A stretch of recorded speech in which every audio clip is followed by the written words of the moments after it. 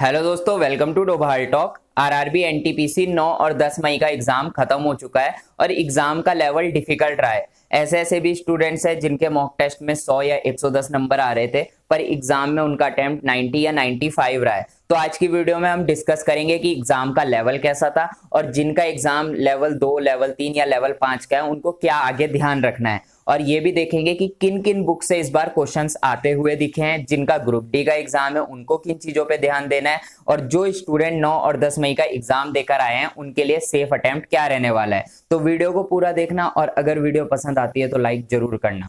NTPC का exam 2 दिन हुआ है, 9 और 10 तारीख को, और जितनी भी शिफ्ट में एग्जाम हुआ है ना उन शिफ्टों में यार बस 19-20 का फर्क रहा है। ऐसा नहीं हुआ है कि कोई शिफ्ट बहुत ज्यादा इजी आ गई और कोई शिफ्ट बहुत ज्यादा हार्ड आ गई। इसलिए आपको नॉर्मलाइजेशन को लेकर तो टेंशन नहीं लेनी है। इस बार ज्यादा गंदा खेल नॉर्मलाइजेशन का आपको देखने को मिलेगा नहीं। बाकी अगर एग्जाम लेवल की बात करें तो एग्जाम लेवल मुझे जहां तक लगा है डिफिकल्ट था। इस एग्जाम को यार इजी तो नहीं बोला जा सकता, मॉडरेट से डिफिकल्ट बोल सकते हैं। कोई कोई शिफ्ट में कुछ ज्यादा क्वेश्चन ऐसे थे जो मॉडरेट थे, कोई कोई शिफ्ट में कुछ ज्यादा क्वेश्चन ऐसे थे जो डिफिकल्ट थे, लेकिन शिफ्ट जो है आपकी लगभग बराबर रही है और एग्जाम का लेवल मॉडरेट से डिफिकल्टी गिना जाएगा। अगर हम नंबर ऑफ क्वेश्चन की बात करें तो 120 में से जहां तक मुझे लगता है 25 से 30 क्वेश्चन डिफिकल्ट थे। किसी शिफ्ट में 25 क्वेश्चन डिफिकल्ट होंगे, किसी में 28 डिफिकल्ट होंगे तो किसी में 30 डिफिकल्ट होंगे। अगर हम सब्जेक्ट वाइज बात करें तो सबसे पहले हम मैथ की बात कर लेते हैं। मैथ इतनी ज्यादा भी डिफिकल्ट नहीं थी, लेकिन यार कैलकुलेटिव थी। कुछ क्वेश्चन ऐसे थे जो स्टूडेंट्स को फंसा दे रहे थे और जो स्टूडेंट्स उन क्वेश्चन में फंस जा रहा था उसका आगे का पेपर छूट जा रहा था। और मैथ को सॉल्व करने में जहां तक मुझे स्टूडेंट्स ने बताया है और जहां तक मैंने यूट्यूब में वीडियोस देखी है तो मुझे पता चला 30 से 40 मिनट मैथमेटिक्स सॉल्व करने में लग रहे थे। और सेम हाल रीजनिंग का भी था। रीजनिंग में जो 35 क्वेश्चन आए थे, 35 में से लगभग 8 से 10 क्वेश्चन ऐसे थे जो बहुत ज्यादा टाइम ले रहे थे और उन क्वेश्चन में अगर स्टूडेंट फंस जा रहे थे तो 5 से 6 मिनट एक क्वेश्चन को सॉल्व करने में लग रहा था, जिस वजह से स्टूडेंट्स जो है ज्यादा अटेम्प्ट नहीं कर पाए। कुछ स्टूडेंट्स ने तो दिमाग लगाया, जो 25 से 30 क्वेश्चन डिफिकल्ट थे उनको वैसे ही छोड़ दिया और बाकी का 80 या 90 उन्होंने अटेम्प्ट कर दिया। लेकिन जो स्टूडेंट्स उन क्वेश्चन में फंस गए ना डिफिकल्ट वालों में, उनका बहुत गंदा स्कोर हुआ है और उनकी एक्यूरेसी भी काफी खराब हुई होगी और उनके नंबर भी इस बार कम आने वाले हैं। इस पेपर में उसी ने अच्छा परफॉर्म किया होगा जिसने टाइम को सही से मैनेज किया होगा, क्योंकि इसमें टाइम मैनेजमेंट ही सब कुछ था। मैथ में जो 35 क्वेश्चन आए थे उसमें आप मान के चलो 8 से 10 क्वेश्चन डिफिकल्ट थे और जिस स्टूडेंट ने 25 से 28 अटेम्प्ट कर लिया होगा मैथमेटिक्स में उसने काफी अच्छा स्कोर कर लिया है। ये काफी अच्छा स्कोर माना जाएगा।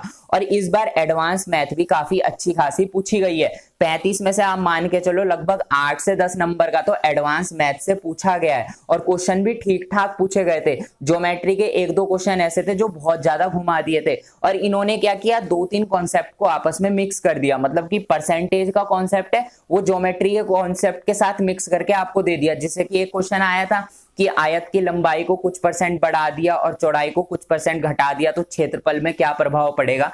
तो इस तरीके से इन्होंने 2-3 कॉन्सेप्ट मिक्स करके कुछ डिफिकल्ट क्वेश्चन बना दिए थे, जिस वजह से स्टूडेंट्स को काफी डिफिकल्टी हुई। तो मैथमेटिक्स में अगर आपका अटेम्प्ट 26 से 28 के बीच में है तो आपने अच्छा अटेम्प्ट किया है और 28 से ऊपर अटेम्प्ट कर दिया तो बहुत ही अच्छा अटेम्प्ट आपका है। बाकी रीजनिंग की बात करें तो रीजनिंग में जो क्वेश्चन डिफिकल्ट थे वो 7 से 8 डिफिकल्ट थे, बाकी क्वेश्चन डिफिकल्ट नहीं थे। रीजनिंग के बाकी के क्वेश्चन बिल्कुल एवरेज लेवल के थे। तो रीजनिंग में तो कम से कम 28 से 30 अटेम्प्ट आपका होना चाहिए, क्योंकि किसी किसी शिफ्ट में रीजनिंग के 5 से 6 क्वेश्चन ही डिफिकल्ट थे और जहां तक मुझे लगता है वो क्वेश्चन डिफिकल्ट इसलिए डाले गए थे ताकि स्टूडेंट उसमें फंस के रह जाए और बाकी का पेपर उसका छूट जाए। तो रीजनिंग में जिस स्टूडेंट ने 28 से 30 अटेम्प्ट कर दिया होगा उसका काफी अच्छा अटेम्प्ट माना जाएगा। अगर मैं आपसे बुक्स की बात करूं कि किन किन बुक्स से एग्जाम में क्वेश्चन आए हैं तो सबसे पहले मैं रीजनिंग का बता देता हूं। मैंने आप लोगों को एक बुक सजेस्ट भी की थी, ये किरण इंस्टीट्यूट ऑफ करियर एक्सीलेंस की तरफ से बुक आती है रीजनिंग की। इसमें रीजनिंग के आपको 8500 से ज्यादा क्वेश्चन मिल जाते हैं। मैंने ये बुक चेक की थी, जिस हिसाब से स्टूडेंट्स ने क्वेश्चन बताए थे कि ये क्वेश्चन पूछे गए हैं यूट्यूब में जो टीचर्स ने एनालाइज किया था, तो मैंने ये बुक पूरी चेक की तो 35 में से ना 32 क्वेश्चन मुझे रीजनिंग के इस बुक में मिल गए। तो जिस स्टूडेंट ने ये बुक लगाई होगी किरण इंस्टीट्यूट वालों की, तो रीजनिंग में उसने आराम से 30 तक तो अटेम्प्ट कर दिया होगा, क्योंकि 35 में से 32 क्वेश्चन मुझे यहाँ पे मिले हैं। बाकी अगर मैं मैथमेटिक्स की बात करूं तो मैथमेटिक्स के लिए भी मैंने ये वाली बुक चेक की थी। ये भी किरण इंस्टीट्यूट ऑफ करियर एक्सीलेंस की तरफ से आती है और इसमें भी 9700 से ज्यादा क्वेश्चन आपको मिलते हैं। तो मैथ के जो 35 क्वेश्चन आए थे उसमें से 31 क्वेश्चन, किसी किसी शिफ्ट में 30 क्वेश्चन, किसी किसी शिफ्ट के 31 क्वेश्चन मुझे इस बुक से मिल रहे थे। तो जिन्होंने ये बुक अच्छे से लगाई होगी उनके अच्छे अटेम्प्ट हो गए होंगे। और ऐसा नहीं है कि अगर मुझे 31 क्वेश्चन इस बुक से मिले तो बाकी क्वेश्चन इस बुक से नहीं आए थे, बाकी क्वेश्चन भी इस बुक से थे, लेकिन उनका कॉन्सेप्ट ना 2-3 कॉन्सेप्ट को आपस में जोड़ दिया था। वो क्वेश्चन वही स्टूडेंट अटेम्प्ट कर पाता जिसने कॉन्सेप्ट बिल्कुल गहराई से पढ़ा था, जिसको ज्ञान था कि कहां पे कैसे कॉन्सेप्ट को चेंज करके तोड़ मरोड़ के लगाया जाता है, वो स्टूडेंट उन क्वेश्चन को कर पाता। बाकी ये दोनों बुक्स मुझे जहां तक लगा है बहुत इंपॉर्टेंट आपके एग्जाम्स के लिए है, इसलिए मैं आपको बता रहा हूं। जिन भी स्टूडेंट का लेवल 2, लेवल 3 या लेवल 5 या फिर ग्रुप डी का एग्जाम है, मैं आप लोगों को सजेशन दूंगा ये दोनों बुक्स आप जरूर लगा लेना, क्योंकि यहां से क्वेश्चन फंस रहे हैं और अच्छे खासे क्वेश्चन फंस रहे हैं। तो इसका लिंक भी डिस्क्रिप्शन में दे दूंगा, बाकी आप बुक सेलर से भी खरीद सकते हो। अब हम बात कर लेते हैं जीके की। तो जीके में कुछ ऐसा हुआ है कि जीके में 50 नंबर में से 10 से 12 नंबर के तो करंट अफेयर पूछे गए। चलो ये तो अच्छी बात थी कि करंट अफेयर 10-12 नंबर के आ गए, लेकिन यार वो करंट अफेयर 2021 के आ गए, 2022 के तो मुझे 1 या 2 क्वेश्चन ही दिखाई दिए। तो जिस स्टूडेंट ने 2022 के करंट अफेयर पे ध्यान दिया होगा उसके ज्यादा अच्छे नंबर नहीं आने वाले, क्योंकि 2020 लास्ट और 2021 मिड के करंट अफेयर बहुत ज्यादा थे। तो मैं आपको यही सजेशन दूंगा, जिनका लेवल 2, 3, 5 का एग्जाम है या ग्रुप डी का एग्जाम है, वो आराम से ना 2021 के करंट अफेयर जरूर कर लेना, क्योंकि वहां से पूछा जा रहा है। बाकी जो क्वेश्चन थे हिस्ट्री, पॉलिटी, इकोनॉमिक्स से भी अच्छे खासे क्वेश्चन आए थे, लेकिन उनको घुमा दिया था, स्टूडेंट से सॉल्व नहीं हो पा रहे थे। पॉलिटी के ऐसे क्वेश्चन थे जिसमें स्टूडेंट फंस जा रहा था। तो जीके का जो लेवल था ना वो भी मुझे डिफिकल्ट लगा है।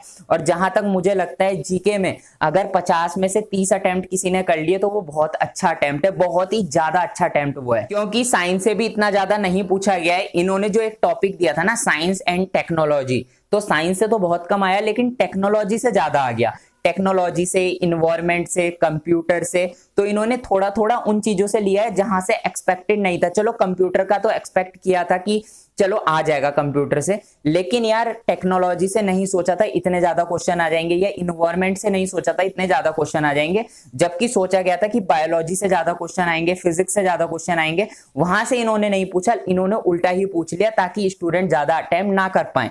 इसके बाद बात आ जाती है सेफ अटेम्प्ट की। तो जहां तक मुझे लगता है 90-95 मैक्सिमम स्टूडेंट ने अटेम्प्ट किया है। इससे ज्यादा अगर किसी ने अटेम्प्ट किया है जैसे कि 100-110, तो वो बहुत ही ज्यादा टैलेंटेड स्टूडेंट होगा, जिसने बहुत ज्यादा मेहनत की होगी, या फिर उसकी किस्मत अच्छी होगी, जो वो पढ़ के गया वही फंस गया।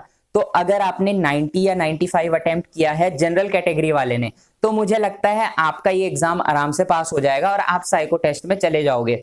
बाकी ओबीसी वाले हो तो वही 85 से 90 के बीच, और एसटी एससी वाले हो तो मैं मान के चलता हूं 85 तो आपका अटेम्प्ट होना ही चाहिए। 80 से ऊपर भी होगा तो आपका काम बन जाएगा, क्योंकि पेपर का डिफिकल्टी लेवल काफी ज्यादा है, इजी क्वेश्चन नहीं थे। और वैसे देखा जाए तो इजी क्वेश्चन आने भी नहीं चाहिए थे, क्योंकि लेवल 6 का एग्जाम है यार, काफी बड़ी पोस्ट है, तो एग्जाम भी उसी लेवल का आना था। तो बाकी जिनका लेवल 2, लेवल 3 और लेवल 5 का एग्जाम है ना, वो बड़ा ही ध्यान दें, अच्छे खासे क्वेश्चन आ रहे हैं। जितने क्वेश्चन 2 दिन एग्जाम के अंदर आए हैं ये सारे क्वेश्चन करके चले जाना, और जिन जिन टॉपिक से क्वेश्चन आए हैं उन टॉपिक को पूरा डिटेल में पढ़ के चले जाना। उम्मीद है कि लेवल 2, लेवल 3, लेवल 5 में वहां से फंसेगा। और जिनका ग्रुप डी का एग्जाम है वो भी इन क्वेश्चंस को देख लें, क्योंकि ग्रुप डी में भी अगर मैथ में 25 क्वेश्चन आ रहे हैं तो 2-3 क्वेश्चन तो डिफिकल्ट होंगे, और वो जो 2-3 क्वेश्चन डिफिकल्ट होंगे वो यहीं से पूछे जाएंगे।